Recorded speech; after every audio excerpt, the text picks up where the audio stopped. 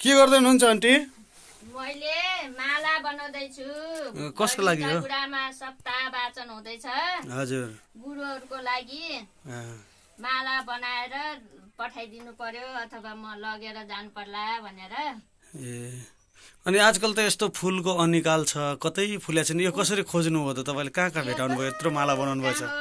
म त गाउँ घर डुली अनि आफ्नो गेटमा अलि भाका माला फुलहरूलाई सबलाई गाँसेर माला बनाइदिए। हजुर। धेरै राम्रो गर्नु भएको छ। तपाईलाई धर्म लाग्ने छ। गढीटाकुरा देवस्थल मन्दिरको गढीटाकुराको एकदम आशीर्वाद, गुरुहरुको पनि आशीर्वाद मिल्नेछ तपाईलाई।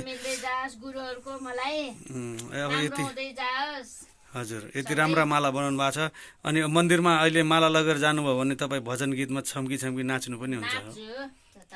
म हिजो पनि गएको थिएँ। हजुर। हिजो पनि मैले 2वटा माला तयार पारे।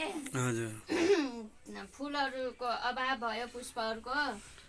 त्यस कारणले गर्दा मैले 2वटा माला मात्रै आज तयार पार्न खोजेँ। म अब पुष्प पाइयो भने म भोलि पनि फेरि 2वटा 3वटा एकदमै तयार छु। म जति बेला पनि म धर्म कर्ममा म तयार छु अहिले। ल ल ल हुन्छ। हजुरको इच्छा आकांक्षाहरू भगवानले पुरा गर्नुहुनेछ। यस्तो फुलको अनिकालको अवस्थामा पनि तपाईँले यति राम्रा राम्रा माला बनाएर दिनदिनै पुर्याउनु भएको छ गुरुहरूको लागि। त्यसको लागि तपाईँलाई मेरो तर्फबाट पनि एकदमै धन्यवाद छ है। ल हस् हस् बाबु, ल हस्।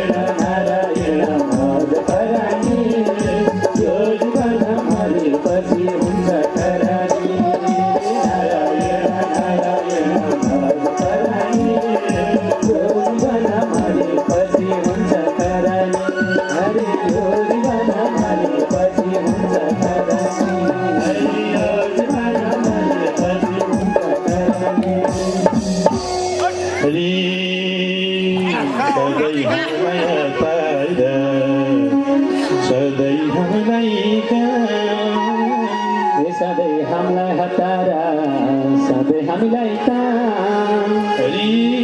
मरण बेला भइसक्यो कहिले जति सधैँ हामीलाई हतारा, सधैँ हामीलाई मरण बेला भइसक्यो कहिले जति सधैँ हामीलाई हतारा, सधैँ हामीलाई मरण बेला भइसक्यो।